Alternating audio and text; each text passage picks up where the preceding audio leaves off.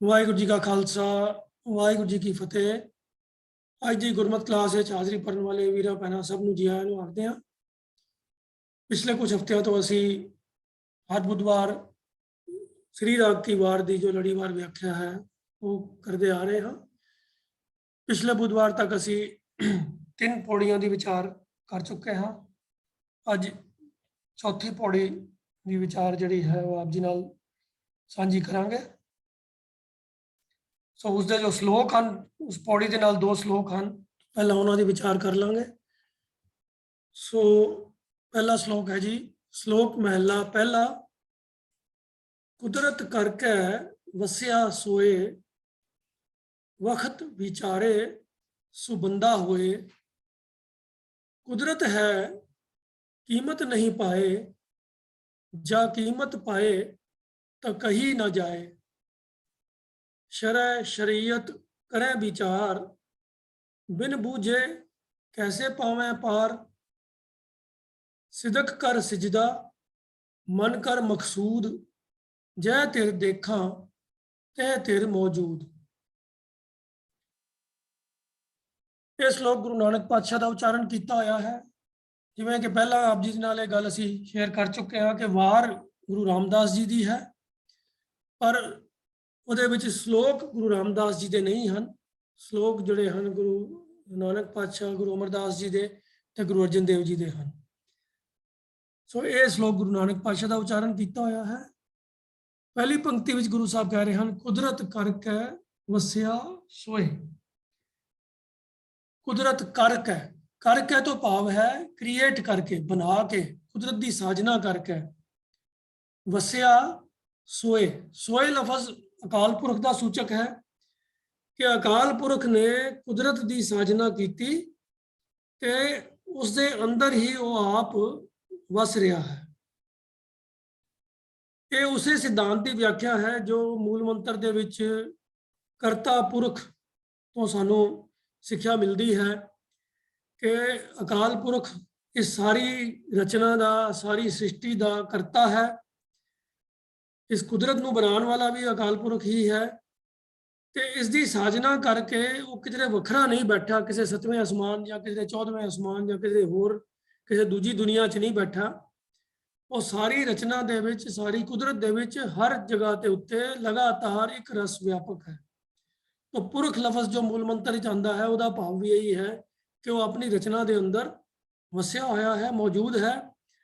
उसे ही सिद्धांत को गुरु नानक पातशाह ने इत्थे भी बयान इन्हां लफ्ज़ां च कीता है कि कुदरत करके वसिया सोए। इस कुदरत की साजना करके, सृष्टि को पैदा करके वो करता आप इस कुदरत विच वस रहा है या समाया होया है।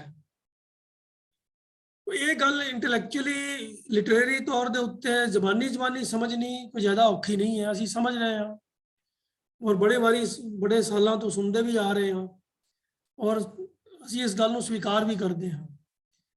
ਪਰ ਸੋਚਣ ਵਾਲੀ ਗੱਲ ਸਿਰਫ ਇਹ ਹੈ ਕਿ ਜਿਸ ਗੱਲ ਨੂੰ ਸਾਡੀ ਅਕਲ ਮੰਨਦੀ ਹੈ, ਕਿ ਸਾਡਾ ਮਨ ਵੀ ਮੰਨਦਾ ਹੈ, ਕਿ ਸਾਡੇ ਆਚਰਨ ਦੇ ਵਿੱਚ ਵੀ ਇਹ ਸਿਧਾਂਤ ਪ੍ਰਗਟ ਹੁੰਦਾ ਹੈ ਕਿ ਵਾਕਈ ਅਸੀਂ ਹਰ ਥਾਂ ਦੇ ਉੱਤੇ ਅਕਾਲ ਪੁਰਖ ਦੀ ਮੌਜੂਦਗੀ ਨੂੰ ਮਹਿਸੂਸ ਕਰਦੇ ਹਾਂ, ਸਮਝਦੇ ਹਾਂ ਕਿ ਅਕਾਲ ਪੁਰਖ ਸਭ ਥਾਂ ਮੌਜੂਦ ਹੈ। ਕਈ ਬੰਦਿਆਂ ਕੋਲੋਂ ਅਸੀਂ ਇਸ ਤਰੀਕੇ ਦੇ बोल सुनते हाँ, मैं गुरुद्वारे के अंदर खड़ा, मैं झूठ नहीं बोलता। तो वो कहने तो भाव की है कि भाई गुरुद्वारे के अंदर खड़ोता इस करके मैं झूठ नहीं बोलता, वैसे जे मैं बाहर होंदा तो मैं झूठ बोल सकता सी। तो फिर वो मन च की फसिया होया है, भाई गुरुद्वारे के अंदर तो रब की होंद है, बाहर थोड़ा रब है, बाहर जो मर्जी कर लो, उत्थे कौन देखता, कौन सुनता। तो ये भावें सहज सुभाए साडे मूँह इहो जिहियां गल्लां निकलदियां ने, पर की शो करदियां ने कि साडे अंदर ये विचार बैठा होया है भी रब हर थां नहीं है।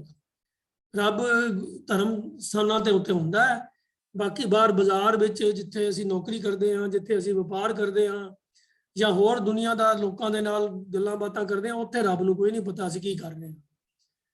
या जे किधरे असीं थोड़ा बहुता चलो कोई बंदा रब तो डरन वाला है, कोई रब दी होंद नूं महसूस करन वाला है, ਉਹਨੂੰ ਇੰਨਾ ਕੁਝ ਯਕੀਨ ਹੋ ਵੀ ਜਾਂਦਾ ਹੈ ਨਾ ਕਿ ਵੀ ਚਲੋ ਰੱਬ ਸਭ ਥਾਂ ਸਾਡੀ ਗੱਲ ਸੁਣਦਾ ਵੇਖਦਾ ਹੈ, ਤਾਂ ਵੀ ਉਹਦੇ ਮਨ 'ਚ ਨਾ ਇਹ ਵਿਚਾਰ ਕਿਤੇ ਨਾ ਕਿਤੇ ਘਰ ਕੀਤਾ ਹੁੰਦਾ ਹੈ ਕਿ ਬਈ ਜੋ ਮੇਰੇ ਅੰਦਰ ਚੁੱਪ ਚੁਪੀਤੇ ਜਿਹੜੀਆਂ ਮੈਂ ਗੱਲਾਂ ਸੋਚ ਰਿਹਾ ਹਾਂ ਉਹ ਥੋੜਾ ਕਿਸੇ ਨੂੰ ਪਤਾ ਲੱਗ ਰਹੀਆਂ ਨੇ। ਜੋ ਮੈਂ ਬੋਲਦਾ ਹਾਂ ਉਹਨੂੰ ਕੋਈ ਸੁਣ ਰਿਹਾ ਹੈ ਤੇ ਚਲੋ ਮੈਨੂੰ ਝੂਠ ਨਹੀਂ ਬੋਲਣਾ ਚਾਹੀਦਾ, ਮੈਨੂੰ ਕੋਈ ਨਿੰਦਾ ਚੁਗਲੀ ਨਹੀਂ ਕਰਨੀ ਚਾਹੀਦੀ, ਪਰ ਜੋ ਮੈਂ ਆਪਣੇ ਦਿਲ ਵਿੱਚ ਸੋਚ ਰਿਹਾ ਹਾਂ ਉਹ ਥੋੜਾ ਕਿਸੇ ਨੂੰ ਪਤਾ ਹੈ। ਤਾਂ ਉੱਥੇ ਫਿਰ ਉਹ ਇਹ ਭੁੱਲ ਜਾਂਦਾ ਹੈ ਕਿ ਉਹ ਅਕਾਲ ਪੁਰਖ ਜੋ ਹੈ ਉਹ ਘਟ ਘਟ 'ਚ ਵਸਿਆ ਹੋਇਆ, ਸਾਡੇ ਹਿਰਦੇ 'ਚ ਵੀ ਵਸਿਆ ਹੋਇਆ ਹੈ, ਉਹ ਸਾਡੇ ਅੰਦਰ ਦੀ ਜਾਣਨ ਵਾਲਾ ਹੈ। ਇਸੇ ਕਰਕੇ ਅਕਾਲ ਪੁਰਖ ਨੂੰ ਅੰਤਰਜਾਮੀ ਵੀ ਕਿਹਾ ਜਾਂਦਾ ਹੈ। ਤਾਂ ਕੁਦਰਤ ਕਰਕੇ ਵਸਿਆ ਸੋਏ ਇਹ ਸਿਧਾਂਤ ਇਸ ਗੱਲ ਦੀ ਵੀ ਵਿਆਖਿਆ ਕਰਦਾ ਹੈ ਕਿ ਸਾਰੀ ਸ੍ਰਿਸ਼ਟੀ ਦੇ ਵਿੱਚ ਹਰ ਥਾਂ ਇੱਕ ਰਸ ਲਗਾਤਾਰ ਸਭ ਥਾਵਾਂ ਤੇ ਉਹ ਅਕਾਲ ਪੁਰਖ ਵਸਿਆ ਹੋਇਆ ਹੈ। ਉਹ ਜੇ ਧਰਮ ਸਥਾਨਾਂ ਦੇ ਵਿੱਚ ਹੈ ਤਾਂ ਉਹਨਾਂ ਤੋਂ ਬਾਹਰ ਵੀ ਹੈ, ਉਹ ਬਾਜ਼ਾਰ ਵਿੱਚ ਵੀ ਹੈ, ਉਹ ਕਿਸੇ ਹੋਰ ਵੀ ਹੈ, ਮੇਲੇ 'ਚ ਵੀ ਹੈ, ਸਾਡੇ ਘਰ ਦੇ ਅੰਦਰ ਵੀ ਹੈ ਤੇ ਸਾਡੇ ਹਿਰਦੇ ਦੇ ਅੰਦਰ ਵੀ ਹੈ, ਸਾਡੇ ਅੰਦਰ ਦੀਆਂ ਵੀ ਜਾਣਨ ਵਾਲਾ ਹੈ। ਤਾਂ ਇਸ ਨੂੰ ਅਸੀਂ ਜੇ ਇਸ ਤਰੀਕੇ ਦੇ ਨਾਲ ਮਹਿਸੂਸ ਕਰਾਂਗੇ ਔਰ ਸਾਡਾ ਪ੍ਰੈਕਟੀਕਲ ਜਿਹੜਾ ਆਚਰਣ ਹੈ ਉਹ ਵੀ ਇਸ ਸਿਧਾਂਤ ਦੇ ਅਨੁਕੂਲ ਹੋਏਗਾ ਤੇ ਫਿਰ ਜੇ ਦੂਜੀ ਗੱਲ ਜੋ ਬਾਣੀ ਦੀ ਹੋਰ ਪੰਕਤੀ ਆਉਂਦੀ ਹੈ ਕਿ ਨਿਕਟ ਬੁਝੈ ਸੋ ਬੁਰਾ ਕਿਉਂ ਕਰੇ, ਜੇ ਉਹਨੂੰ ਅਸੀਂ ਆਪਣੇ ਨੇੜੇ ਸਮਝੀਏ, ਜਿਵੇਂ ਬਾਣੀ ਦੀ ਆਉਂਦੀ ਕਿ ਲਾਈਨ ਕਿ ਹਾਥ ਪੈਨ ਕਹਿ ਰਵਿਦਾਸ ਹਾਥ ਪੈ ਨੇੜੇ, ਉਹ ਸਾਡੇ ਹੱਥ ਤੋਂ ਵੀ ਨੇੜੇ ਹੈ, ਸਾਡੇ ਅੰਦਰ ਹੀ ਹੈ।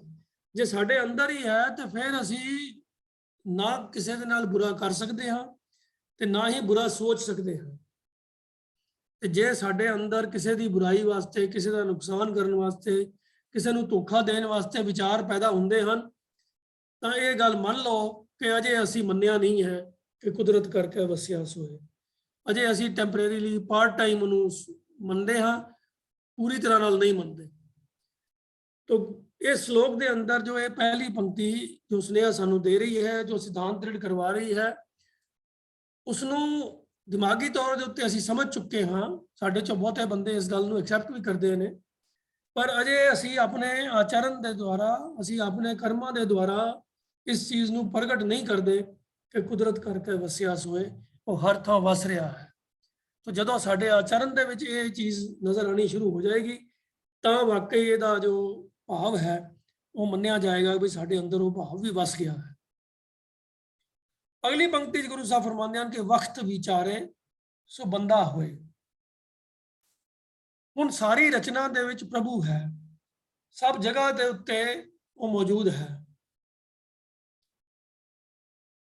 ते जिहड़ा इस चीज़ नूं विचार लवे कि प्रभु ने मनुख नूं इस जगत दे विच, इस सृष्टि के अंदर, कुदरत के अंदर प्रभु ने मनुख नूं भेजिया है कि ये मनुखा जन्म दिता कादे वास्ते है, इस समय दी, इस मनुखा जीवन की महत्ता नूं विचारे। ये जिहड़ा वक्त लफज है ਇਹਦਾ ओरिजिन अरबी फारसी बोलियां दे विचों इत्थे साडी पंजाबी च आया है ते ਇਹਦਾ उच्चारण वक्त है ते पर पंजाबी बोली ਜਿਹਦਾ रूप कक्के दे नाल है वक्त, टाइम। असी टाइम के वास्ते असी लफज वक्त वरतते हैं, हिंदी च भी वक्त है पर उर्दू फारसी के अंदर यह वक्त है। जिवें जपजी बाणी के अंदर भी आंदा है ना, वेल ना पाइया पंडिती जे होए लेख पुराण, वक्त ना पायो कादियां जे लिखन लेख कुरान। उत्थे भी वो वक्त जिहड़ा है उहदा भाव वक्त है, टाइम। किहड़े समय सृष्टि की रचना हुई वो काजियां नूं भी नहीं पता। तो वक्त लफज साडी पंजाबी च किसी होर मीनिंग च भी इस्तेमाल हुंदा है। उत्थे वक्त का मतलब हुंदा है किसी नूं कोई इनकनवीनियंस, कोई दुख तकलीफ देना, भी बड़ा वक्त पै गया है, ये वक्त सानू कष्ट आ गया है। तो ये कष्ट के अर्थां दे विच ये इस्तेमाल नहीं होया। गुरबाणी के अंदर ये वक्त लफज वक्त के वास्ते, टाइम वास्ते इस्तेमाल होया है। इत्थे भी इसे भाव विच है वक्त विचारे, जो समय की विचार करे, जिहड़ा समा मनुखा जीवन का मिलिया है सानू, जिहड़ा इंसान उस चीज़ की विचार करे सो बंदा होए, वो फिर बंदा बन जाता है। बंदे तो भाव की हुंदा है, ਇਹਦਾ ਭਾਵ ਉਹੀ ਹੈ ਜੋ ਗੁਰੂ ਗੋਬਿੰਦ ਸਿੰਘ ਪਾਤਸ਼ਾਹ ਤੇ ਬੰਦਾ ਸਿੰਘ ਬਹਾਦਰ ਦੀ ਜਦੋਂ ਪਹਿਲੀ ਗੱਲਬਾਤ ਹੋਈ ਸੀ ਤਾਂ ਗੁਰੂ ਸਾਹਿਬ ਨੇ ਉਹਨੂੰ ਪੁੱਛਿਆ ਸੀਗਾ ਕਿ ਤੂੰ ਕੌਣ ਹੈ, ਤਾਂ ਉਹਨੇ ਕਿਹਾ ਸੀ ਮੈਂ ਤੁਹਾਡਾ ਬੰਦਾ ਹਾਂ। ਤਾਂ ਬੰਦੇ ਤੋਂ ਕਹਿਣ ਤੋਂ ਮੁਰਾਦ ਸੀ ਕਿ ਮੈਂ ਤੁਹਾਡਾ ਸੇਵਕ ਹਾਂ, ਤੁਹਾਡਾ ਦਾਸ ਹਾਂ। तो इत्थे जिहड़ा इंसान वक्त दी विचार करता है, समय दी विचार करता है कि मनुखा जीवन किस मकसद वास्ते मिलिया है, जिन्हों ये सोझी आ जाती है कि मनुखा जीवन की की इंपॉर्टेंस है, फिर वो सही अर्थां दे विच प्रभु का दास हो जाता है, रब का भगत हो जाता है, क्योंकि उन्होंने ये सोझी मिल जाती है कि यही मनुखा जीवन का ही समा है जिहदे विच प्रभु के गुणां नूं इंसान अपने अंदर समो सकता है, उन्हां गुणां नूं धारण कर सकता है ते प्रभु वर्गा हो सकता है। इस समय की विचार, यदि इंपॉर्टेंस नूं समझना, ये वक्त विचारे तो भाव है। जिहड़ा यदि विचार करके समझ लेंदा है, सो बंदा होए, वो रब दा बंदा बन जाता है, भाव रब दा हुक्म मनन वाला, उहदी रज़ा विच राजी रहन वाला हो जाता है, हुक्मी बंदा बन जाता है। अगली पंक्ति च फरमाते हैं कि कुदरत है, कीमत नहीं पाए। सारी रचना ये प्रभु की ही कुदरत है, तो वो आप इस कुदरत विच है, पर इस कुदरत की कोई कीमत नहीं पा सकता। कीमत किवें पाई जाती है? ਅਸੀਂ ਅੱਜ ਵੀ ਆਪਣੇ ਜ਼ਮਾਨੇ 'ਚ ਜ਼ਿੰਦਗੀ ਦੇ ਵਿੱਚ ਸੋਚੀਏ ਤੇ ਅਸੀਂ ਕਿਸੇ ਚੀਜ਼ ਦੀ ਕੀਮਤ ਕਿਵੇਂ ਪਾਉਂਦੇ ਹਾਂ? ਅਸੀਂ ਦੋ ਚੀਜ਼ਾਂ ਨੂੰ ਬਰਾਬਰ ਮਿਥ ਲੈਂਦੇ ਹਾਂ ਕਿ ਇੰਨੀ ਕੁਆਂਟੀਟੀ A ਚੀਜ਼ ਦੀ B ਚੀਜ਼ ਦੀ ਇੰਨੀ ਕੁਆਂਟੀਟੀ ਦੇ ਬਰਾਬਰ ਹੈ, ਤਾਂ ਅਸੀਂ ਕਹਿ ਦਿੰਦੇ ਹਾਂ ਕਿ ਦੋਵੇਂ ਚੀਜ਼ਾਂ ਬਰਾਬਰ ਹੋ ਗਈਆਂ, ਤੁਲ ਗਈਆਂ, ਇਹ ਤੋਲੀਆਂ ਗਈਆਂ, ਇਕੁਇਵਲੈਂਟ ਹੋ ਗਈਆਂ ਤੇ ਐਕਸਚੇਂਜ ਕੀਤੀਆਂ ਜਾ ਸਕਦੀਆਂ ਨੇ। ਪੁਰਾਣੇ ਜ਼ਮਾਨੇ ਦੇ ਵਿੱਚ ਵਪਾਰ ਦਾ ਢੰਗ ਵੀ ਇਹੀ ਹੁੰਦਾ ਸੀ, ਬਾਰਟਰ ਸਿਸਟਮ ਹੁੰਦਾ ਸੀਗਾ। ਇੱਕ ਵਸਤੂ ਲਈ ਜਾਂਦੀ ਸੀ, ਉਹਦੇ ਬਦਲੇ ਦੂਜੀ ਦਿੱਤੀ ਜਾਂਦੀ ਸੀ ਤੇ ਦੋਵਾਂ ਦੀ ਵੈਲਿਊ ਨੂੰ ਬਰਾਬਰ ਕਰ ਲਿਆ ਜਾਂਦਾ ਸੀਗਾ ਅੰਦਾਜ਼ੇ ਦੇ ਨਾਲ। ਤੋਂ ਉਦੋਂ ਕਰੰਸੀ ਨਹੀਂ ਸੀ ਹੁੰਦੀ। ਹੁਣ ਕਰੰਸੀ ਦਾ ਕੰਮ ਇਹ ਹੈ ਕਿ ਉਹ ਹਰ ਚੀਜ਼ ਨੂੰ ਇੱਕ ਵੈਲਿਊ ਅਸਾਈਨ ਕਰ ਦਿੰਦੀ ਹੈ, ਕੀਮਤ ਉਹਦੀ ਲਗਾ ਦਿੰਦੀ ਹੈ ਤੇ ਜਿਨ੍ਹਾਂ ਦੋ ਚੀਜ਼ਾਂ ਦੀ ਕੀਮਤ ਬਰਾਬਰ ਲੱਗ ਜਾਂਦੀ ਹੈ, ਉਹ ਦੋਵਾਂ ਚੀਜ਼ਾਂ ਐਕਸਚੇਂਜ ਕੀਤੀਆਂ ਜਾ ਸਕਦੀਆਂ ਨੇ। तो जे असी कुछ रुपये दे के बाजारों कोई चीज़ खरीदते हाँ, तो असी ये तय कर लेंगे हाँ कि इन्ने रुपए बराबर है इस चीज़ की इन्नी क्वांटिटी दे, तो उस चीज़ की कीमत पै जाती है। या दूजे लफ्ज़ असी कह सकते हैं कि वो दोनों चीज़ां इन्ने रुपए और उन्नी वस्तु वो बराबर हो गई हैं। तो तोलना और कीमत पाना ये इको ही भाव रखते हैं। प्रभु सारी कुदरत दे विच मौजूद है, पर इसकी कीमत नहीं पाई जा सकती। कीमत तां पाई जाए जे इंसान नूं ये सोझी आ जाए कि वो सर्व व्यापक होने दे नाल, परमात्मा दे सर्व व्यापक होने दे नाल, सारी कुदरत दे विच वसे होने दे नाल इंसान नूं कितना ज्यादा एक बेनिफिट है, कितनी इंपॉर्टेंस मिल गई है इंसान नूं कि वो सब कुछ करदियां होया, घर विच वसदियां होया, परिवार की पालना करदियां होया भी प्रभु दे नाल भेद हो सकता है। जो पुराने जमाने के प्रचलित विश्वास से कि जे रब नाल सांझ पानी है तो घर बार गृहस्थ का त्याग करना पएगा, जंगलों गुफावां में या किसी होर दुनिया नूं छड्ड के जाना पएगा, ये सारी चीज़ां निगेट हो जांदियां हन। जे वो सब थां ही वसिया होया है तो फिर की लोड़ है दुनिया त्याग के जंगलों में या पहाड़ों की गुफा में जाके टकरा मारन दी। तो इस गल की जिन्हों ने कीमत नहीं पाई, जिन्होंने इस गल की सोझी नहीं हुई, वो अजे भी इहो जे काम सन्यास धारण वाले करते हैं। पर गुरबाणी के सिद्धांत के मुताबिक जिन्होंने सोझी हो गई है, वो ये जानते हैं कि वो कुदरत करके वसिया सोए सब थाई मौजूद है। पर इस सिद्धांत की कीमत बड़े लोगों ने नहीं पाई, तो आम इंसान भी नहीं पा सकता, क्योंकि उन्होंने प्रैक्टिकल तौर पर भरोसा नहीं आता कि वो हर कण कण में मौजूद है, हर हिरदे में मौजूद है। तो जब तक प्रैक्टिकली हर इंसान इस गल नूं एक्सैप्ट ना कर लवे कि वो प्रभु साडे हिरदे में मौजूद है, साडे अंदर ही है, तद तक उहदी परमात्मा दे नाल सांझ नहीं पैंदी ते उहदे गुनाह दे नाल सांझ नहीं पैंदी, उहदा रूप नहीं बनदा। तो कहा जा सकता है कि वो उहदे कीमत नहीं पा सकता, क्योंकि कीमत पाई गई तो भाव की हो गया, बराबरी हो गई, फिर वो प्रभु का रूप ही हो गया, वो विच ही समा गया, वो जिहा ही हो गया। हुण जिस तरह कबीर जी कहते हैं ना कि राम कबीरा एक पे है, कोई ना सके पछानी, फिर वो अवस्था बन जाती है। तो फिर वो असल कीमत पैन की वैल्यू या अवस्था उन्होंने किया जा सकता है जो भगत और भगवान एक हो जाते हैं। तो आम हालातों के अंदर कोई भी इस अभेदता की अवस्था नूं नहीं पहुँचता ਤੇ ਉਹ ਕੀਮਤ ਨਹੀਂ ਪਾ ਸਕਦਾ, ਕਿਉਂਕਿ ਉਹ ਬਰਾਬਰੀ ਨਹੀਂ ਕਰ ਸਕਦਾ, ਉਹਦੇ ਵਰਗਾ ਨਹੀਂ ਹੋ ਸਕਦਾ, ਇੱਕੋ ਜਿਹਾ ਨਹੀਂ ਹੋ ਸਕਦਾ। तो कुदरत है कीमत नहीं पाए। तो जे कोई विरला है, विरले ना ही करने वाली गल है कि जे कोई विरला पा भी लेंदा है, भाव वो प्रभु की भगती विच जुड़ के प्रभु के गुनाह दे नाल सांझ पा के प्रभु के नाल भेद हो भी जाता है, तो वो ऐसी अवस्था च पहुंच जाता है जिथे फिर उसका बयान नहीं कर सकता। वो समाधि आनंद की ऐसी अवस्था च पहुंच जाता है कि फिर वो इस अवस्था का बयान करने के समर्थ नहीं रहिंदा। जां कीमत पाए तो कही ना जाए।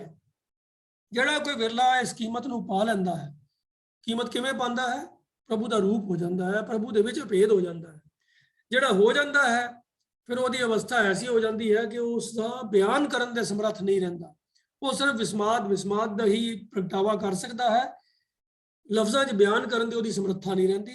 ਤੇ ਉਸੇ ਭਾਵ ਨੂੰ ਗੁਰੂ ਸਾਹਿਬ ਇੱਥੇ ਇਸ ਤਰ੍ਹਾਂ ਬਿਆਨ ਕਰ ਰਹੇ ਹਨ ਕਿ ਜਾਂ ਕੀਮਤ ਪਾਏ, ਕਿ ਜਿਹੜਾ ਕੀਮਤ ਪਾ ਲੈਂਦਾ ਹੈ ਤਾਂ ਕਹੀ ਨਾ ਜਾਏ, ਤਾਂ ਉਹ ਫਿਰ ਉਸਦਾ ਬਿਆਨ ਕਰਨ ਜੋਗਾ ਨਹੀਂ ਰਹਿੰਦਾ, ਉਹ ਇਸ ਨੂੰ ਕੁਝ ਸਮਝਾ ਨਹੀਂ ਸਕਦਾ। ਤਾਂ ਇਹ ਇੰਟੈਲੈਕਚੁਅਲ ਲੈਵਲ ਦੀਆਂ, ਇਹ ਦਿਮਾਗੀ ਤਲ ਦੀਆਂ ਗੱਲਾਂ ਨਹੀਂ ਹਨ, ਇਹ ਭਾਵਨਾ ਦੀਆਂ ਔਰ ਅਹਿਸਾਸ ਦੇ ਅੰਦਰ ਮਨ ਦੇ ਅੰਦਰ ਜੋ ਅਹਿਸਾਸ ਹੈ ਉਸਦੇ ਐਕਸਪੀਰੀਅੰਸ ਦੀਆਂ ਗੱਲਾਂ ਹਨ, ਪ੍ਰੈਕਟੀਕਲ ਉਸ ਜ਼ਿੰਦਗੀ ਨੂੰ ਜਿਉਣ ਦੀਆਂ ਗੱਲਾਂ ਹਨ, ਜਿਹਦੇ ਵਿੱਚ ਕੁਦਰਤ ਕਰਕੇ ਵਸਿਆ ਸੋਏ ਜਿਹੜਾ ਹੈ ਉਹ पूरी तरह के नाल जिस चीज़ ਨੂੰ इंसान अपने मन के अंदर मन लवे, अपने जीवन में अपना लवे, अपने आचरण के थ्रू मन बचन ते कर्म करके ਉਹਦੇ अंदरों ये चीज़ प्रगट ਹੁੰਦੀ ਹੋਵੇ कि कुदरत करके वसिया सोए, ਤਾਂ ਕਿਹਾ ਜਾ ਸਕਦਾ ਹੈ कि ਜਾਂ ਕੀਮਤ ਪਾਏ ਤਾਂ ਕਹੀ ਨਾ ਜਾਏ। ਫਿਰ ਉਹਦੇ ਕਹਿਣ ਦੀ ਵੀ ਲੋੜ ਨਹੀਂ ਰਹੇਗੀ, ਉਹਦਾ ਆਚਰਣ, ਉਹਦਾ ਵਰਤਾਰਾ, ਉਹਦਾ ਜੀਵਨ ਦੀ ਸ਼ੈਲੀ ਜਿਹੜੀ ਹੈ ਉਹੀ ਆਪਣੇ ਆਪ 'ਚ ਇਸ ਗੱਲ ਦਾ ਲਖਾਇਕ ਹੋਏਗੀ ਕਿ ਉਹ हर थां कुदरत विच वसदा होया प्रभु नूं जानदा है। अगली पंक्ति च गुरु साहब फरमाते हैं कि शरह शरीयत करें विचार, बिन बूझे कैसे पावे पार। ये निरे शरह दियां गल्लां, शरीयत दियां गल्लां, शरह शरीयत ये लफज इशारा करते हैं मुसलमानी धर्म दियां उन्हां पुस्तकां दे बारे जिहदे विच जिंदगी जीउण दे ढंग तरीके नियत किए गए हैं कि एक चंगे मुसलमान को किस तरीके के काम करने चाहिए हैं, किहड़े कामों तो परहेज करना चाहिए है, किस तरीके की दिनचर्या उसकी होनी चाहिए है, जिवें 5 नमाज़ां पढ़नियां हैं या 5 बार वजू करना है, होर भी जो कुछ भी उन्होंने मर्यादा हैं। जे असीं उहदे इक्वलेंट गल अपने इत्थे समझनी होवे तो असीं कह सकते हैं कि जिवें साडी रिआयत मर्यादा है, वो जिहड़ियां गल्लां दा बयान करती है मुसलमानी मत दे अंदर शरह उन्हां चीज़ां नूं बयान करती है। तो शरीयत भी उस चीज़ को कहा जाता है शरह को फॉलो करने वाला। तो कई बार हुंदा की है कि ये जिहड़ी शरह दी गल्लां, शरीयत दी गल्लां जिहड़ियां हुंदियां ने ये मकैनिकल हो जांदियां ने। जिवें साडे वास्ते हुक्म है कि बई दिन दे विच 5 बाणियां दा पाठ करना है, तो बहुते लोकी जिहड़े अंमृत पान करते हैं वो इस बंदिश नूं अपना लैंदे हैं जिंदगी विच और इहदी पालना करते हैं और बड़ी रेगुलरिटी के नाल रिलीजियसली फॉलो करते हैं, पर वो पूरा फॉलो करते हैं इस नीयत के नाल कि भाई हाँ असी इस गल की हामी भरी है कि भाई असी 5 बाणियां का पाठ करांगे, तो जिवें किवें भी है वो पूरा कर देंगे ने, बस उन्होंने डंग टपान वाला काम करते हैं भाई पाठ करना है, भावें बिना ध्यान दे, बिना समझे, बिना उसके भावां दा मन दे विच कोई असर पिया टाइम पूरा कर देंगे ने भी हाँ इन्ना टाइम असीं पाठ करना कर लेंगे। साडे विच मेजोरिटी लोगों की यही अवस्था होती है कि असीं अपना नितनेम पूरा करते हैं। होणगे विरले ऐसे भागां वाले जिहड़े बाणी दी पाठ दी करदियां होइयां बाणी दी विचार दे नाल भी, बाणी दे भावां दे नाल भी जुड़ जाते हैं और उसनूं महसूस भी करते हैं। पर बहुतात गिनती साडी इहो जी है कि असीं सिर्फ अपनी ड्यूटी पूरी करते हैं। इसी तरीके ही मुसलमानों के भी जी गल है कि शरह की पालना करते हैं क्योंकि वो बंदिश है, उन्होंने उत्ते भी पालना करनी है। ਉਹਦੇ ਪਿੱਛੇ ਕਾਰਨ ਕੀ ਹੈ, ਉਹਦੇ ਪਿੱਛੇ ਭਾਵਨਾ ਕੀ ਹੈ, ਉਹਦੇ ਬਾਰੇ ਉਹਨਾਂ ਨੂੰ ਕੋਈ ਲੈਣਾ ਦੇਣਾ ਨਹੀਂ ਹੁੰਦਾ। ਉਹਨਾਂ ਨੂੰ ਜੋ ਮੌਲਵੀ ਨੇ ਸਮਝਾ ਦਿੱਤਾ ਵੀ ਇਹ ਸ਼ਰਅ ਕਹਿੰਦੀ ਹੈ ਉਹ ਜੀ ਹਾਂ ਕਰਕੇ ਤੇ ਆਪਣਾ ਉਹਦੇ ਮੁਤਾਬਕ ਡੰਗ ਟਪਾ ਲੈਂਦੇ ਹਨ। ਤਾਂ ਗੁਰੂ ਸਾਹਿਬ ਕਹਿੰਦੇ ਹਨ ਕਿ ਸ਼ਰੈ ਸ਼ਰੀਅਤ ਕਰੈ ਵਿਚਾਰ, ਬਿਨ ਬੂਝੇ ਕੈਸੇ ਪਾਵੇਂ ਪਾਰ। ਕਿ ਸਿਰਫ ਰਸਮੀ ਤੌਰ ਦੇ ਉੱਤੇ ਕੁਝ ਧਾਰਮਿਕ ਕਰਮ ਕਾਂਡ ਕਰਕੇ ਔਰ ਦਿਲ ਵਿੱਚ ਸ਼ਰਧਾ ਨਾ ਹੋਵੇ, ਦਿਲ ਵਿੱਚ ਸੋਝੀ ਵੀ ਨਾ ਹੋਵੇ ਕਿ ਜੋ ਕੰਮ ਕਰਨ ਵਾਸਤੇ ਮੈਨੂੰ ਕਿਹਾ ਗਿਆ ਹੈ ਉਹ ਕੀਤਾ ਕਿਉਂ ਹੈ, ਕਿਸ ਵਜ੍ਹਾ ਕਰਕੇ ਕੀਤਾ ਹੈ, ਉਹਦਾ ਕਰਨ ਦਾ ਮਕਸਦ ਕੀ ਹੈ, ਉਸ ਦੀ ਸੋਝੀ ਨਾ ਹੋਵੇ, ਉਹਦੇ ਬਾਰੇ ਕੋਈ ਭਾਵਨਾ ਮਨ 'ਚ ਨਾ ਹੋਵੇ, ਸਿਰਫ ਡੰਗ ਟਪਾਇਆ ਜਾਵੇ, ਤਾਂ ਫਿਰ ਕਿਵੇਂ ਇਸ ਭਵਜਲ ਤੋਂ ਪਾਰ ਹੋਇਆ ਜਾ ਸਕਦਾ ਹੈ। ਜਿਹੜੇ ਵਿਕਾਰਾਂ ਦੇ ਨਾਲ, ਜਿਨ੍ਹਾਂ ਮਾਇਆ ਦੇ ਨਾਲ ਜਿਹੜਾ ਅਸੀਂ ਜੂਝਣਾ ਹੈ, ਜਿਹਦੇ ਤੋਂ ਉੱਚਾ ਉੱਠ ਕੇ ਅਸੀਂ ਪ੍ਰਭੂ ਦੇ ਨਾਲ ਅਭੇਦ ਹੋਣਾ ਹੈ, ਉਹ ਕੰਮ, ਉਹ ਅਵਸਥਾ ਹਾਸਲ ਨਹੀਂ ਹੋ ਸਕਦੀ। तो बिन बुझे कैसे पावे पार, ये पार होना है ਅਸੀਂ ਵਿਕਾਰਾਂ ਦੇ ਸਮੁੰਦਰ ਤੋਂ, ਮਾਇਆ ਦੇ ਸਮੁੰਦਰ ਤੋਂ, ਇਸ ਭਵਜਲ ਤੋਂ। ਤੇ ਉਹ ਨਿਰੀਆਂ ਗੱਲਾਂ ਦੇ ਨਾਲ ਜਾਂ ਨਿਰੇ ਰਸਮੀ ਤਰੀਕੇ ਦੇ ਨਾਲ ਨਹੀਂ ਹੋਇਆ ਜਾ ਸਕਦਾ। तो ਇਹ ਸਿਧਾਂਤ ਸਾਡੇ ਉੱਤੇ ਵੀ ਲਾਗੂ ਹੁੰਦਾ ਹੈ ਕਿ ਜੇ ਅਸੀਂ ਸਿਰਫ ਡੰਗ ਟਪਾਉਣ ਵਾਸਤੇ ਹੀ ਸਿਰਫ ਨਿਤਨੇਮ ਦੀ ਗਿਣਤੀ ਪੂਰੀ ਕਰਦੇ ਹਾਂ ਤਾਂ ਸਾਡੀ ਵੀ ਹਾਲਤ ਉਹੀ ਹੋਏਗੀ, ਬਿਨ ਬੁਝੇ कैसे पावे पार। ਇਸੇ ਹੀ ਭਾਵਨਾ ਨੂੰ ਅਗਲੇ ਦੋ ਪੰਕਤੀਆਂ ਦੇ ਅੰਦਰ थोड़ा होर खोल के एक्सप्लेन करते हुए गुरु साहब समझाते हैं, सिदक कर सिजदा मन कर मकसूद। सिदक करके, सिदक की हुंदा है, सिदक हुंदा है पूर्ण भरोसा, अनडाउटेड जिहड़ा है ना, फुल फेथ, जिहदे विच कोई डाउट दा कोई स्कोप ही ना होवे, उसनूं सिदक कहा जाता है। ਅਸੀਂ ਆਮ ਆਪਣੀ ਬੋਲਚਾਲ ਵਿੱਚ ਵੀ ਕਈਆਂ ਬਾਰੇ ਕਹਿੰਦੇ ਆ ਵੀ ਉਹ ਬੜਾ ਸਿੱਧਗੀ ਸਿੱਖ ਹੈ, ਜਾਂ ਇਤਿਹਾਸ 'ਚੋਂ ਜਿਨ੍ਹਾਂ ਦੀ ਅਸੀਂ ਸ਼ਹੀਦੀਆਂ ਦੀਆਂ ਗੱਲਾਂ ਕਰਦੇ ਹਾਂ ਤਾਂ ਅਸੀਂ ਕਹਿੰਦੇ ਆ ਵੀ ਉਹ ਬੜੇ ਸਿੱਧਗੀ ਸਿੱਖ ਸੀਗੇ, ਜਿਨ੍ਹਾਂ ਨੇ ਜਾਨ ਦੀ ਬਾਜ਼ੀ ਲਗਾ ਦਿੱਤੀ ਪਰ ਗੁਰੂ ਦੇ ਨਾਲ ਕੀਤਾ ਹੋਇਆ ਬਚਨ ਜਿਹੜਾ ਹੈ ਉਹ ਨਹੀਂ ਤੋੜਿਆ, ਆਪਣੇ ਗੁਰੂ ਦੇ ਉੱਤੇ ਭਰੋਸੇ ਨੂੰ ਆਂਚ ਨਹੀਂ ਆਉਣ ਦਿੱਤੀ, ਜ਼ਿੰਦਗੀ ਨੂੰ ਭਾਵੇਂ ਉਹਨਾਂ ਨੇ ਕੁਰਬਾਨ ਕਰ ਦਿੱਤਾ। तो सिदक ਦੀ ਗੱਲ ਹੈ, ਪੂਰਨ ਭਰੋਸੇ ਦੀ ਗੱਲ ਹੈ। ਹੁਣ ਜਿਨ੍ਹਾਂ ਨੇ ਗੁਰੂ ਸਾਹਿਬ ਦੀ ਇੱਕ ਪੁਕਾਰ ਦੇ ਉੱਤੇ ਆਪਣੇ ਸੀਸ ਅਰਪਣ ਕੀਤੇ, ਉਹ ਵੀ ਸਿੱਧਗੀ ਸਿੱਖੀ ਸਨ, ਤਾਂ ਹੀ ਉਹ ਅਰਪਣ ਕਰ ਸਕੇ। ਜੇ ਗੁਰੂ ਸਾਹਿਬ ਨੇ ਕਿਹਾ ਕਿ ਮੈਨੂੰ ਇੱਕ ਸਿਰ ਦੀ ਲੋੜ ਹੈ, ਤੇ ਜੇ ਇੱਕ ਸਿੱਖ ਨੇ ਉੱਠ ਕੇ, ਪੰਜਾਂ ਨੇ ਵਾਰੀ-ਵਾਰੀ ਉੱਠ ਕੇ ਆਪਣੇ ਸਿਰ ਅਰਪਣ ਕੀਤੇ ਤਾਂ ਉਹ ਸਿੱਧਗੀ ਸਨ, ਤਾਂ ਹੀ ਕਰ ਸਕੇ। ਨਹੀਂ ਤਾਂ ਐਸੇ ਵੀ ਇਤਿਹਾਸ 'ਚ ਜ਼ਿਕਰ ਆਉਂਦਾ ਹੈ ਕਿ ਕਈ ਲੋਕੀ ਜਿਹੜੇ ਆਪਣਾ ਉੱਥੋਂ ਦੀ ਦੀਵਾਨ ਵਿੱਚੋਂ ਖਿਸਕ ਵੀ ਗਏ ਕਿ ਬਈ ਇਹ ਕਿੱਥੇ ਮੁਸੀਬਤ ਪੈ ਗਈ, ਗੁਰੂ ਸਾਹਿਬ ਨੂੰ ਤੇ ਕੁਝ ਹੋ ਗਿਆ ਅੱਜ, ਉਹ ਦੀਵਾਨ ਛੱਡ ਕੇ ਭੱਜ ਗਏ। ਪਰ ਸਿੱਧਕ ਵਾਲੇ ਜਿਹੜੇ ਸੀ ਉਹਨਾਂ ਨੇ ਜਾਨ ਦੀ ਵੀ ਪਰਵਾਹ ਨਹੀਂ ਕੀਤੀ। ਔਰ ਸਿੱਖ ਇਤਿਹਾਸ ਐਸੇ ਗੁਰਸਿੱਖਾਂ ਦੀਆਂ ਕਹਾਣੀਆਂ ਦੇ ਨਾਲ ਭਰੇ ਪਏ ਹਨ ਕਿ ਜਿਹੜੇ ਸਿੱਖਾਂ ਨੇ ਆਪਣਾ ਸਿੱਖੀ ਸਿੱਧਕ ਜਿਹੜਾ ਹੈ ਪੂਰਨ ਤੌਰ ਦੇ ਉੱਤੇ ਨਿਭਾਇਆ। ਤਾਂ ਇੱਥੇ ਗੱਲ ਪ੍ਰਭੂ ਦੇ ਉੱਤੇ ਭਰੋਸੇ ਦੀ ਕਰ ਰਹੇ ਹਨ ਗੁਰੂ ਸਾਹਿਬ, ਸਿੱਧਕ ਕਰ ਸਿਜਦਾ, ਕਿ ਸਿੱਧਕ ਕਰਕੇ ਸੱਚੇ ਦਿਲੋਂ ਸ਼ਰਧਾ ਦੇ ਨਾਲ ਉਸ ਪ੍ਰਭੂ ਦੇ ਅੱਗੇ ਸਿਰ ਝੁਕਾਉਣ ਤੋਂ ਭਾਵ ਵੀ ਇਹੀ ਹੁੰਦਾ ਹੈ ਕਿ ਜੋ ਤੁਹਾਡਾ ਹੁਕਮ ਉਹ ਖਿੜੇ ਮੱਥੇ ਪ੍ਰਵਾਨ ਹੈ, ਸਿਰ ਮੱਥੇ ਤੇ ਹੈ, without any questioning, without doubt. So ਸਿੱਧਕ ਕਰ ਸਿਜਦਾ ਮਨ ਕਰ ਮਕਸੂਦ।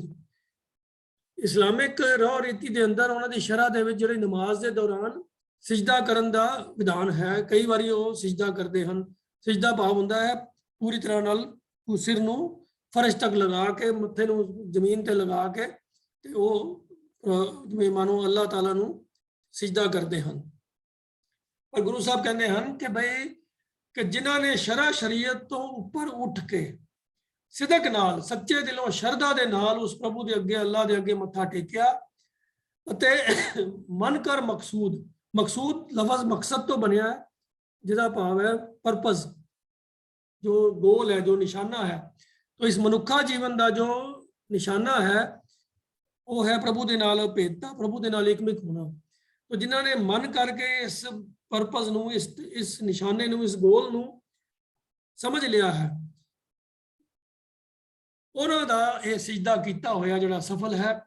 तो फिर जिहड़े कर लैंदे हन इस तरीके दे नाल, पूर्ण भरोसे दे नाल, पूर्ण दृढ़ता दे नाल कि मेरी जिंदगी का मकसद ही है प्रभु नाल भेद होना, तो फिर उन्होंने ये अवस्था बन जाती है कि जै तिर देखा ते तिर मौजूद। वो फिर जिधर भी देखते हैं उन्होंने हर पासे ही वो कुदरत का मालक नजर आता है, हाजिर नजर आता है, हर थां हाजरा हजूर होता है, मौजूद है, प्रेजेंट है। जे तिर तो भाव है जिस डायरेक्शन च भी, जिस पासे भी देखा ते तिर मौजूद, वो हर थाई हर पासे उन्होंने प्रभु ਉਹਦੀ ਹੋਂਦ नजर आती है, मौजूद होंगी है।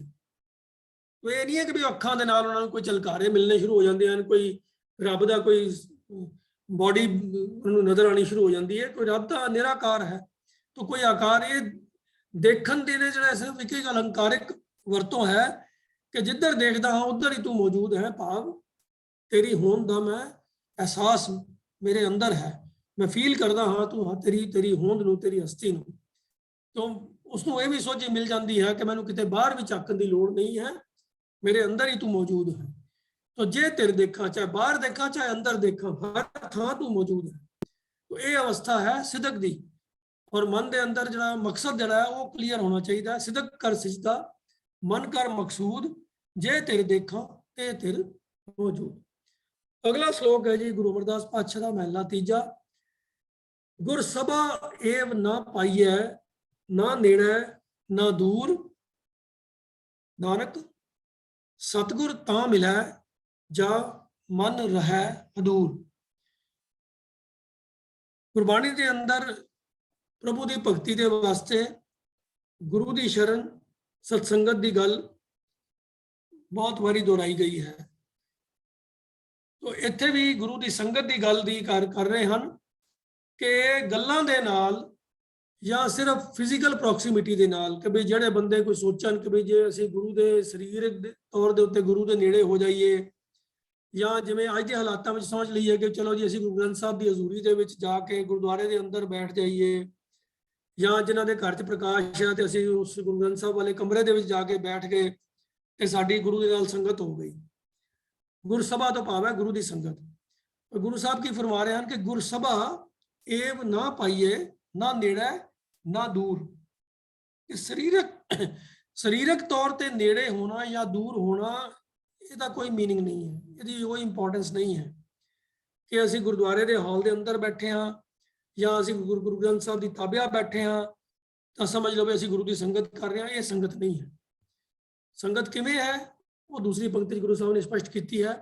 ਨਾਨਕ ਸਤਿਗੁਰ ਤਾਂ ਮਿਲੈ, ਜਾ ਮਨ ਰਹਿ ਹਦੂਰ। ਸਤਿਗੁਰ ਤਾਂ ਮਿਲਾਪ ਹੁੰਦਾ ਹੈ, ਭਾਵ ਸਤਿਗੁਰ ਨਾਲ ਸੰਗਤ ਤਾਂ ਹੁੰਦੀ ਹੈ ਜਾਂ ਮਨ ਰਹੇ ਹਜ਼ੂਰ, ਜੇ ਮਨ ਹਜ਼ੂਰੀ ਵਿੱਚ ਹੋਵੇ। ਹੁਣ ਮਨ ਹਜ਼ੂਰੀ 'ਚ ਕਿਵੇਂ ਹੁੰਦਾ ਹੈ? ਮਨ ਹਜ਼ੂਰੀ 'ਚ ਉਦੋਂ ਹੀ ਹੁੰਦਾ ਹੈ ਜਿਵੇਂ ਨਿਤਨੇਮ ਦੀ ਗੱਲ ਕਰਦਿਆਂ ਹੋਇਆਂ ਮੈਂ ਇਹ ਗੱਲ ਸਾਂਝੀ ਕੀਤੀ ਹੈ ਕਿ ਜਦੋਂ ਅਸੀਂ ਸਿਰਫ ਗਿਣਤੀ ਪੂਰੀ ਕਰਨ ਵਾਸਤੇ, ਆਪਣੀ ਡਿਊਟੀ ਪੂਰੀ ਕਰਨ ਵਾਸਤੇ, ਡੰਗ ਟਪਾਉਣ ਵਾਸਤੇ ਰਵਾਂ ਰਵੀ ਪਾਠ ਕਰ ਜਾਂਦੇ ਹਾਂ, ਧਿਆਨ ਕਿਤੇ ਹੋਰ ਹੁੰਦਾ ਹੈ। ਜ਼ਬਾਨ ਪਾਠ ਕਿਉਂਕਿ ਸਾਨੂੰ ਜ਼ਬਾਨੀ ਵੀ ਯਾਦ ਹੁੰਦਾ ਬਹੁਤੀ ਵਾਰੀ, ਤੇ ਇੱਥੋਂ ਤੱਕ ਵੀ ਸਾਡੇ ਨਾਲ ਵਾਪਰਦੀ ਹੈ ਕਿ ਹੱਥ 'ਚ ਗੁਟਕਾ ਫੜਿਆ ਹੁੰਦਾ ਹੈ, ਗੁਟਕੇ ਤੇ ਪੰਨਾ ਕੋਈ ਹੋਰ ਖੁੱਲਿਆ ਹੁੰਦਾ ਹੈ ਤੇ ਸਾਡੀ ਜ਼ਬਾਨ ਕਿਸੇ ਅੱਗੇ ਲੰਘ ਗਈ ਹੁੰਦੀ ਹੈ। ਫਿਰ ਸਾਨੂੰ ਫਟਾਫਟ ਪੰਨੇ ਪਲਟਣੇ ਪੈਂਦੇ ਨੇ, ਉਹ ਇਹਦੇ ਪਿੱਛੇ ਰਹਿ ਗਿਆ, 2 ਪੰਨੇ ਫਟਾਫਟ ਇਕੱਠੇ ਪਲਟ ਲਓ। ਤਾਂ ਧਿਆਨ ਕਿਤੇ ਹੋਰ ਹੁੰਦਾ ਹੈ ਔਰ ਕਈ ਵਾਰੀ ਵਿਚਕਾਰ ਧਿਆਨ ਭਟਕਦਾ ਹੈ ਥੋੜੀ ਦੇਰ ਵਾਸਤੇ, ਕਈ ਵਾਰੀ ਫਿਰ ਵਾਪਸ ਆ ਵੀ ਜਾਂਦਾ ਹੈ, 1-ਅੱਧਾ ਮਿੰਟ ਲੱਗਦਾ ਹੈ, ਫਿਰ ਥੋੜੀ ਦੇਰ ਲੱਗਦੀ ਹੈ ਤੇ ਫਿਰ ਉਖੜ ਜਾਂਦਾ ਹੈ, ਪਤਾ ਹੀ ਨਹੀਂ ਲੱਗਦਾ ਕਿਹੜੇ ਵੇਲੇ ਫਿਰ ਕੋਈ ਹੋਰ ਗੱਲਾਂ ਸੁੱਝ ਜਾਂਦੀਆਂ ਹਨ। ਤਾਂ ਉਹ ਸਭ ਚੀਜ਼ਾਂ ਜਿਹੜੀਆਂ ਨੇ ਉਹ ਇੱਕ ਤਰੀਕੇ ਦੀ ਫਿਜ਼ੀਕਲ ਪ੍ਰੋਕਸੀਮਿਟੀ ਵਾਲੀਆਂ ਹਨ, ਜਿਨ੍ਹਾਂ ਦੀ ਗੱਲ ਗੁਰੂ ਸਾਹਿਬ ਕਹਿ ਰਹੇ ਨੇ ਨਾ ਨੇੜੇ ਨਾ ਦੂਰ, ਕੋਈ ਵੈਲਿਊ ਨਹੀਂ ਹੈ ਨੇੜੇ ਹੈ ਕਿ ਦੂਰ ਹੈ। ਵੈਲਿਊ ਕਿਸ ਚੀਜ਼ ਦੀ ਹੈ ਕਿ ਜਾਂ ਮਨ ਰਹੇ ਹਦੂਰ, ਜਦੋਂ ਮਨ ਉਹਦੇ ਵਿੱਚ ਲੱਗਿਆ ਹੋਵੇ। ਮਨ ਨਹੀਂ ਲੱਗਿਆ ਹੋਇਆ ਤਾਂ ਉਹ ਫਿਰ ਜਿਹੜੇ ਸੁਲਤਾਨਪੁਰ ਲੋਧੀ ਦੇ ਵਿੱਚ ਜਿਹੜੇ ਨਵਾਬ ਨੇ ਨਮਾਜ਼ ਪੜ੍ਹੀ ਸੀ ਜਾਂ ਕਾਜ਼ੀ ਨੇ ਨਮਾਜ਼ ਪੜ੍ਹੀ ਸੀ, ਜੋ ਉਹਨਾਂ ਦਾ ਹਾਲ ਸੀਗਾ ਕਿ ਕੋਈ ਕਾਬਲ 'ਚ ਘੋੜੇ ਖਰੀਦ ਰਿਹਾ ਸੀਗਾ ਤੇ ਕੋਈ ਆਪਣੇ ਘਰ ਦੀ ਵਛੇਰੀ ਨੂੰ ਜਾ ਕੇ ਉਹਦੇ ਬੱਚੇ ਦਾ ਧਿਆਨ ਕਰ ਰਿਹਾ ਸੀ ਨਮਾਜ਼ ਪੜ੍ਹਦਿਆਂ ਹੋਇਆਂ, ਉਹੀ ਹਾਲ ਸਾਡਾ ਵੀ ਹੁੰਦਾ ਹੈ ਤੇ ਮਨ ਹਜ਼ੂਰ ਨਹੀਂ ਹੁੰਦਾ।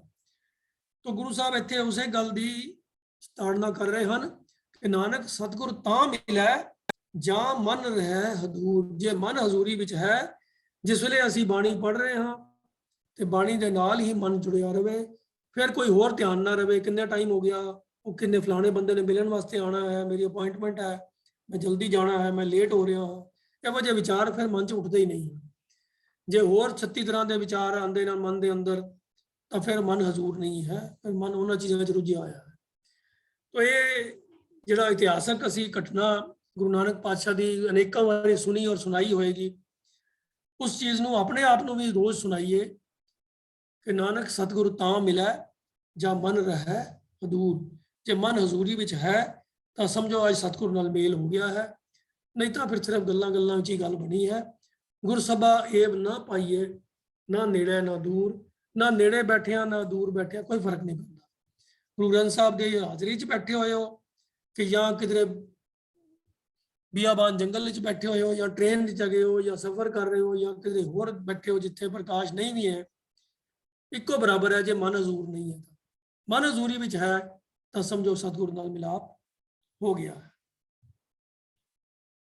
ਅੱਗੇ ਹੈ ਜੀ ਪੌੜੀ।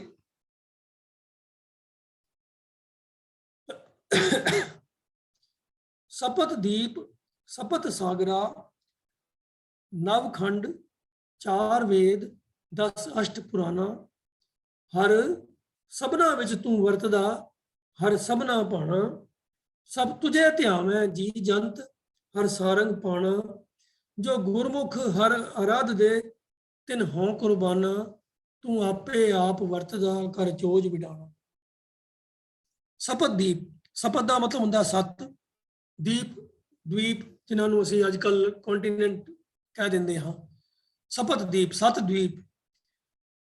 ਤੋਂ ਪੁਰਾਣੇ ਜਿਹੜਾ ਧਾਰਮਿਕ ਹਿੰਦੂਆਂ ਦੇ ਗ੍ਰੰਥ ਸੀਗੇ ਸਨਾਤਨ ਮਤ ਦੇ, ਔਰ ਬਹੁਤ ਪ੍ਰਚਲਿਤ ਸੀਗੇ ਭਾਰਤ ਵਿੱਚ, ਉਹਨਾਂ ਦੇ ਮੁਤਾਬਕ ਉਹਨਾਂ ਨੇ ਦੁਨੀਆ ਦੀ ਵੰਡ 7 ਦੀਪਾਂ 'ਚ ਕੀਤੀ ਸੀ ਤੇ 7 ਸਮੁੰਦਰ ਸਨ। ਸਪਤ ਦੀਪ ਸਪਤ ਸਾਗਰਾ। ਦਵੀਪ ਦਾ ਜੋ ਵੈਸੇ ਅਖਰੀ ਅਰਥ ਹੁੰਦਾ ਹੈ, ਉਹ ਧਰਤੀ ਦਾ ਹਿੱਸਾ ਜਿਹਦੇ ਦੋਨੋਂ ਪਾਸੇ ਪਾਣੀ ਹੈ। ਦਵੀਪ ਦੋਵੇਂ ਪਾਸੇ ਜਿਹਦੇ ਪਾਣੀ ਹੈ, ਤੋਂ ਇੱਕ ਪਾਸੇ ਇੱਕ ਸਾਗਰ, ਦੂਜੇ ਪਾਸੇ ਦੂਜਾ ਸਾਗਰ। ਤੋਂ ਜਿਵੇਂ ਹਿੰਦੁਸਤਾਨ ਦਾ ਜਿਹੜਾ ਇਲਾਕਾ ਹੈ, ਇਹਨੂੰ ਜੰਬੂ ਦਵੀਪ ਕਹਿੰਦੇ ਸੀ ਪੁਰਾਣੇ ਜ਼ਮਾਨੇ ਦੇ ਅੰਦਰ। ਜੰਬੂ ਦਵੀਪ ਇਹ ਦਵੀਪ ਹੈ ਕਿਉਂਕਿ ਇੱਕ ਪਾਸੇ ਅਰਬ ਸਾਗਰ ਹੈ, ਇੱਕ ਪਾਸੇ ਬੰਗਾਲ ਦੀ ਖਾੜੀ ਹੈ, ਦੋਵਾਂ ਦੇ ਵਿਚਕਾਰ ਇਹ ਦਵੀਪ ਹੈ। ਤੋਂ ਇਹਦਾ ਨਾਮ ਸੀ ਜੰਬੂ ਦਵੀਪ। ਤੋਂ ਇਸ ਤਰੀਕੇ ਦੇ ਨਾਲ ਸਾਰੀ ਦੁਨੀਆ ਦੀ ਵੰਡ ਜਿਹੜੀ ਸੀ ਉਹ 7 ਦੀਪਾਂ ਦੇ ਅੰਦਰ ਤੇ 7 ਸਮੁੰਦਰਾਂ ਦੇ ਅੰਦਰ ਕੀਤੀ ਗਈ ਹੈ। ਇਹਨਾਂ ਦੀ ਡਿਟੇਲ ਵੀ ਮਿਲਦੀ ਹੈ, ਮੈਂ ਇੱਥੇ ਨੋਟ ਕੀਤੀ ਹੋਈ ਹੈ ਜਿਹੜੇ ਕਿ ਪੜ੍ਹ ਕੇ ਤੁਹਾਨੂੰ ਮੈਂ ਸੁਣਾ ਦਿੰਦਾ ਹਾਂ। 7 ਦੀਪ ਜਿਹੜੇ ਨੇ, ਜਾਂ 7 ਜਿਹੜੇ ਇਸ ਤਰੀਕੇ ਦੇ ਟਾਪੂ ਆਈਲੈਂਡ ਕਹਿ ਲਓ, ਜਿਹੜੇ ਪ੍ਰਿਥਵੀ ਮੰਡਲ ਦੇ 7 ਭਾਗ ਜਿਹੜੇ ਕਿ ਇਹਨਾਂ ਦੇ ਪੁਰਾਣਾਂ ਦੇ ਵਿੱਚ ਲਿਖੇ ਹੋਏ ਹਨ, ਉਹਨਾਂ ਦੇ ਨਾਮ ਹਨ। ਇੱਕ ਜੰਬੂ, ਪਲਕ, ਸ਼ਤਲਮਲ, ਕੁਸ਼, ਕਰੋਚ, ਸ਼ਾਕ ਤੇ ਪੁਸ਼ਕਰ। ਇਹ 7 ਦੀਪਾਂ ਦੇ ਨਾਮ ਨੇ। ਤੇ ਇਹ 'ਚ ਜੰਬੂ ਦੀਪ ਜਿਹੜਾ ਹੈ, ਇਹ ਇੰਡੀਆ ਦਾ ਜਿਹੜਾ ਪੋਰਸ਼ਨ ਹੈ, ਇਹਨੂੰ ਜੰਬੂ ਦੀਪ ਕਹਿੰਦੇ। ਇਸ ਤਰ੍ਹਾਂ ਹੀ 7 ਸਮੁੰਦਰਾਂ ਦੇ ਨਾਮ ਵੀ ਪੁਰਾਣਾਂ ਦੇ ਵਿੱਚ ਲਿਖੇ ਹੋਏ ਮਿਲਦੇ ਹਨ, ਔਰ ਬੜੇ ਇੰਟਰਸਟਿੰਗ ਨਾਮ ਨੇ ਉਹਨਾਂ ਸਮੁੰਦਰਾਂ ਦੇ, ਯਾਨੀ ਕਿ ਕਿਹੜੇ ਕਿਹੜੇ ਸਮੁੰਦਰ ਨੇ ਉਹ। ਤੋਂ ਇੱਕ ਸਮੁੰਦਰ ਹੈ ਦਹੀਂ ਦਾ, ਇੱਕ ਸਮੁੰਦਰ ਹੈ ਦੁੱਧ ਦਾ, ਇੱਕ ਘਿਓ ਦਾ, ਇੱਕ ਗੰਨੇ ਦੇ ਰਸ ਦਾ, ਇੱਕ ਸ਼ਹਿਦ ਦਾ, ਇੱਕ ਖਾਰੇ ਪਾਣੀ ਦਾ, ਇੱਕ ਮਿੱਠੇ ਪਾਣੀ ਦਾ। ਇਹ ਹੁਣ ਅਸਲੀਅਤ ਦੇ ਵਿੱਚ ਕਿਸੇ ਨੇ ਅੱਜ ਤੱਕ ਦੇਖਿਆ ਹੋਵੇ ਕਿ ਕਿਹੜਾ ਦੁੱਧ ਦਾ, ਘਿਓ ਦਾ, ਦਹੀਂ ਦਾ, ਸ਼ਹਿਦ ਦਾ, ਗੰਨੇ ਦੇ ਰਸ ਦਾ ਸਮੁੰਦਰ? ਅੱਜ ਤੱਕ ਤਾਂ ਅਸੀਂ ਕਿਸੇ ਗ੍ਰੰਥ 'ਚੋਂ, ਕਿਸੇ ਪੁਸਤਕ 'ਚ ਨਹੀਂ ਪੜ੍ਹਿਆ ਕਿ ਇਹੋ ਜਿਹੇ ਸਮੁੰਦਰ ਵੀ ਹੁੰਦੇ ਹਨ। ਅਸੀਂ ਤਾਂ ਖਾਰੇ ਪਾਣੀ ਦੇ ਸਮੁੰਦਰ ਹੀ ਸੁਣੇ ਨੇ, ਕਿਸੇ ਨੇ ਮਿੱਠੇ ਪਾਣੀ ਦਾ, ਦਹੀਂ, ਘਿਓ ਦਾ, ਦੁੱਧ ਦਾ, ਸ਼ਹਿਦ ਦਾ ਅਸੀਂ ਸਮੁੰਦਰ ਸੁਣਿਆ ਨਹੀਂ ਹੈ। ਪਰ ਪੁਰਾਣਾਂ ਦੇ ਅੰਦਰ ਇਹ 7 ਸਮੁੰਦਰਾਂ ਦਾ ਇਸ ਤਰੀਕੇ ਦਾ ਵਰਣਨ ਮਿਲਦਾ ਹੈ। ਇਸੇ ਤਰ੍ਹਾਂ ਹੀ ਨਵਖੰਡ, ਪ੍ਰਿਥਵੀ ਦੇ ਟੋਟਲ 9 ਹਿੱਸੇ ਉਹਨਾਂ ਨੇ ਕੀਤੇ ਹਨ, ਉਹਦੇ ਨਾਮ ਵੀ ਦਿੱਤੇ ਗਏ ਹਨ। ਕੁੱਲ, ਹਿਰਨਮय, ਇਲਾਬ੍ਰਿਤ, ਕੇਤੂਮਾਲ, ਹਰਵਰਖ, ਰਮਯਕ, ਕਿਮਪੁਰਖ, ਭਦਰ ਤੇ ਭਾਰਤ। ਇਹ ਪ੍ਰਿਥਵੀ ਦੇ 9 ਖੰਡ ਹਨ। ਨਵਖੰਡ, ਨਵ ਮਤਲਬ 9, ਖੰਡ ਮਾਨੇ ਟੁਕੜੇ। ਇਹ 9 ਟੁਕੜੇ ਉਹਨਾਂ ਨੇ ਇਸ ਤਰੀਕੇ ਨਾਲ ਬਿਆਨ ਕੀਤੇ ਹਨ। 4 ਵੇਦ, ਚਾਰੋਂ ਵੇਦ ਜਿਹੜੇ ਹਨ ਉਹਦੇ ਆਪ ਜੀ ਨੇ ਸਭ ਨੇ ਨਾਮ ਬੜੀ ਵਾਰ ਸੁਣੇ ਹੋਏ ਹਨ, ਰਿਗ, ਯਜੁਰ, ਸਾਮ ਅਤੇ ਅਥਰਵਨ। 10 ਅਸ਼ਟ ਪੁਰਾਣਾ, 10 ਅਸ਼ਟ ਦਾ ਮਤਲਬ ਹੈਗਾ 10 + 8 18। 18 ਪੁਰਾਣ ਹਨ। ਉਹਨਾਂ 18 ਪੁਰਾਣਾਂ ਦੀ ਗਿਣਤੀ ਜਿਹੜੀ ਹੈ ਉਹ ਇਹਨਾਂ ਦੇ ਧਾਰਮਿਕ ਗ੍ਰੰਥਾਂ ਦੇ ਵਿੱਚ ਆਉਂਦੀ ਹੈ, ਜਿਹੜੇ ਜਿਨ੍ਹਾਂ ਨੂੰ ਬਹੁਤ ਇੰਪੋਰਟੈਂਸ ਦਿੱਤੀ ਜਾਂਦੀ ਹੈ। ਉਹਨਾਂ ਦੇ ਵੀ ਨਾਮ ਇਸ ਤਰੀਕੇ ਦੇ ਨਾਲ ਹਨ: ਭਾਗਵਤ, ਭਵਿੱਖਿਅਤ, ਮਤਸ, ਮਾਰਕੰਡੇ, ਬ੍ਰਹਮ, ਬ੍ਰਹਮਾਂਡ, ਬ੍ਰਹਮ ਵੈਵਰਤ, ਵਾਮਕ, ਵਾਯੂ, ਵਿਸ਼ਨੂੰ, ਵਰਾ, ਅਗਨੀ, ਨਾਰਦ, ਪਦਮ, ਲਿੰਗ, ਗਰੁੜ, ਕੂਰਮ ਤੇ ਸਕੰਦ। ਇਹ 18 ਪੁਰਾਣ ਹਨ। तो ये सिर्फ एक मैटर ऑफ रिकॉर्ड है, जस्ट इन्फॉर्मेशन वास्ते मैं नोट करके आप जी लिस्ट सुना दी है। ये भी मैं पढ़ के सुना रहा, मैं याद मैनू भी कोई नहीं रहने। सिर्फ 4 वेदां के नाम मैनू याद ने, बाकी तो सिर्फ गिनतियां ही पता ने। 7 द्वीप, 7 सागर, 9 खंड पृथ्वी, 4 वेद, 18 पुराण। तो ये सारी लिस्ट देने तो भाव की है, गुरु साहब सिर्फ बयान कर रहे हैं कि पूरी सृष्टि, पूरी कायनात ये डिस्क्राइब की है इस पहली पंक्ति में। ते अगों सिद्धांत की गल दूजी पंक्ति कर रहे हैं, हर सबना विच तू वरतदा, हर सबना पाना। हे प्रभु तू इन्हां सारे हिस्सियां दे विच तेरी होंद है, तू सब जगह समाया होया है, सब जगह मौजूद है, ते सबना दे अंदर तेरी मौजूदगी है, और इस करके तू सब नू चंगा लगदा है। हर सबना पाना, सारियां दे अंदर तू इक्को ही है, इस करके तू सब नू चंगा लगदा है। सब तुझे ध्यावे जी जंत, हर सारंग पाना। परमात्मा दे वास्ते हिंदू धर्म पुस्तकां दे विच सारंगपान लफज भी इस्तेमाल होया है। गुरबाणी दे अंदर सारंगपान नू अकाल पुरख दे सूचक वजों वरत्या गया है। वैसे जो अखरी अर्थ सारंगपान दा है कि जिहदे हत्थ विच धनुष है, तो ये आम तौर ते विष्णु जी वास्ते वरत्या जाता है। पर गुरमत दे अंदर, गुरबाणी दे अंदर जिन्ने विष्णु दे जिन्ने भी अवतारी नाम ने वो सारे अकाल पुरख दे सूचक वजों वरते गए हैं।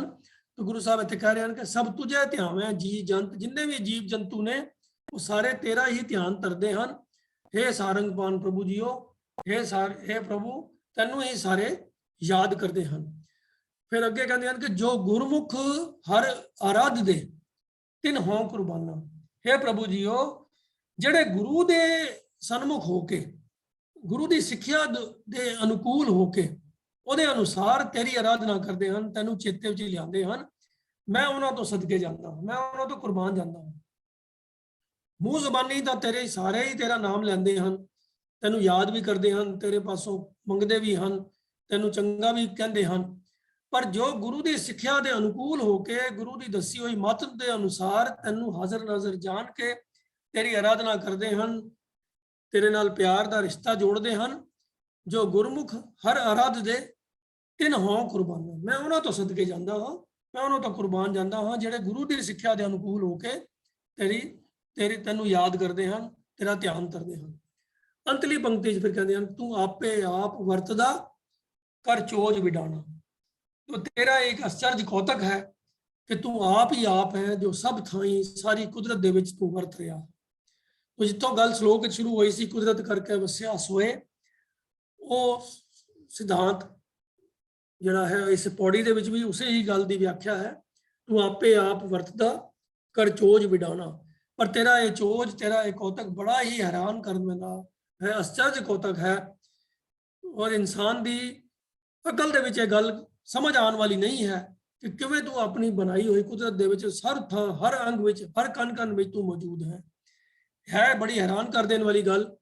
पर जिन्ने भी गुरु के सन्मुख होके इस सच्चाई नूं स्वीकारते हैं और तेरी इस होंद नूं स्वीकार करते हैं, उसनूं मानते हैं, गुरु साहब कहते हैं मैं उन्हां तो कुर्बान जाता हाँ कि तू हर थां आप वरत रहा है, अपने भगतां दे हिरदे विच भी तू वस रहा है। ਜਿਹੜੇ ਤੈਨੂੰ ਪਿਆਰ ਕਰਦੇ ਹਨ ਤੇ ਤੂੰ ਵੀ ਉਹਨਾਂ ਨੂੰ ਹੀ ਉਹਨਾਂ ਦੇ ਉੱਤੇ ਬਖਸ਼ਿਸ਼ ਕਰਕੇ ਉਹਨਾਂ ਨੂੰ ਆਪਣੇ ਨਾਲ ਮੇਲ ਲੈਂਦਾ ਹੈ। तो इतने ही वचन प्रवान करने जी विचार करदे होइयां अनेक भुलां गलतियां दी आपस खिमा मंगदे जी। वाहिगुरू जी का खालसा, वाहिगुरू जी की फतेह।